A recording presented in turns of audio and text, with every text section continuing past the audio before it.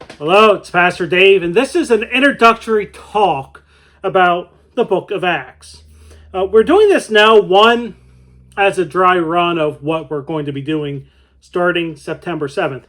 But also, this doesn't really fit with the beginning of Acts. This is more basic information for you. Now, in many ways, the book of Acts is the continuation of the Gospel of Luke. If you look at the beginning of Luke's Gospel and the beginning of Acts, you see that they are both addressed to Theophilus and are mainly what's called a kerygma, which is a proclamation of what has already happened.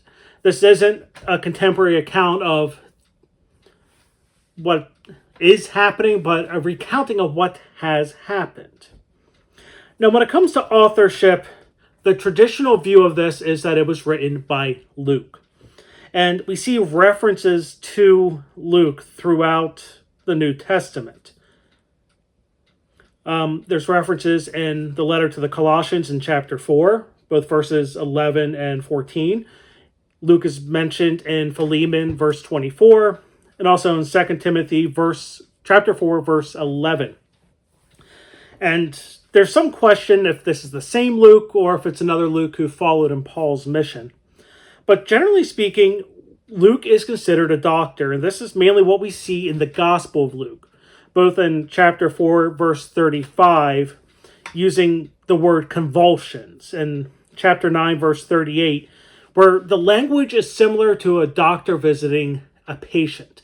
So these medical terms seem to be creeping in, which gives us a hint at who Luke may have been and what he had done in life. But when we look at Paul's letters, we see that Luke is considered a valued helper and loyal friend and stayed with Paul through his last imprisonment, assuming it's the same Luke. Now, even if it's not that Luke, there's little doubt that the Gospel of Luke and the book of Acts have the same author.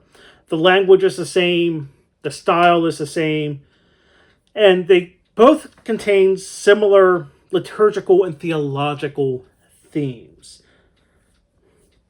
Now, when it comes to Theophilus, we don't know who he is. He's mentioned in Luke 1, verse 3, and Acts 1, verse 1. And it may be a fictitious name, because in Greek, theos means God, and philein means love. So Theophilus would be to love God. And that may be a deeper message to what the purpose of both Luke and Acts are, to deepen one's love for God. It could also be that Theophilus was a secular ruler, or it could just be that Theophilus was a patient who had questions of Luke. Now, when we look to the reasons as to why this book was written, there's multiple reasons why. One, it's a history book. This isn't really a theological work. This isn't a recounting of Jesus' life like in the Gospels, nor is it the letters of the apostles that come after. The two books in the New Testament that kind of just don't fit with the rest are Acts and Revelation. And that's because Acts is more or less a history of the faith, and Revelation is an apocalyptic work.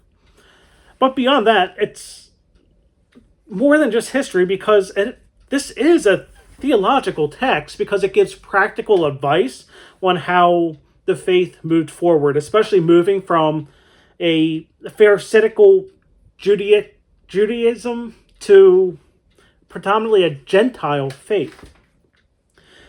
But it still tells that mission of the church, of Paul, of Stephen, of Peter. And it really does kind of also give the idea that Christianity is meant to be a universal religion, as we see with Peter and Cornelius, as we see how Christianity reached Rome in less than 30 years. And this may be a reason the text was written, to kind of show the secular authorities this is not just a Jewish religion. This is actually a good thing. We're not here to unseat Roman power. Now, what's interesting is the full text, or the full title of the book of Acts is the Acts of the Apostles. But when we look in this, most of the apostles aren't mentioned. We get Peter, we get James, brother of Jesus, we get Paul. But most of the disciples, after we get through Acts, they go out and spread Christianity throughout the world, and we don't have an account of what they did. We have traditions that say what they did, depending on where they went, but they're not contained in the book of Acts. Now, really, when we look at this, we can break Acts down into really two parts. The first part is Acts chapter 1 through 15. And really, these are events that Luke had no firsthand knowledge of. He was not there for them, and may have used local church records and accounts written by people who were there, such as, because we can look at three main locations in these first 15 chapters: Jerusalem, Caesarea, and Antioch. You're looking at areas in that Palestine, Syrian region. And we really cycle through four apostles in the first 15 chapters: Peter, John, Philip, and Stephen. And it's from just those four, the source for this really has to come from people who were there and were close to the people. But for the rest of Acts, starting in chapter 16, Luke seems to have a first-hand account of how this all transpired, as if he were there. This is evident in his use of the first person plural, the we, they, as opposed to really pointing out the works of other people.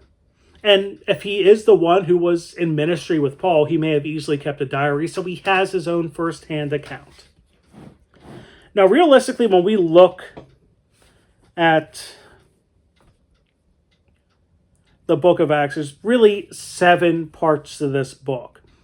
And it comes down to the early Christian community, the ministry, the mission of testimony in Jerusalem, that first church, the testimony in Judea and Samaria, kind of going from Jerusalem, going further out, to then the testimony to the Gentiles, which is the start of the global mission, and Jerusalem deciding about the Gentiles, then Paul's mission, and then finally Paul's imprisonment and testimony to the world. So really, the first half focuses on the beginning of the church. The second half is the works of Paul. So as we go forward, and the schedule is down on the description, links should be available for discussion questions on this, but also the schedule of what you're looking at when. You're going to see that little by little, like, we're taking this in chunks as things will transpire.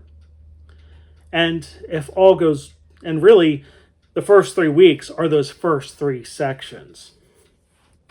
And towards the end, it's mainly on Paul. But we encourage you at this time, start reading Acts chapters 1 through 3 for the first week. The sermon will focus in on the beginning of Acts in Acts chapter 1, verses 1 through 11.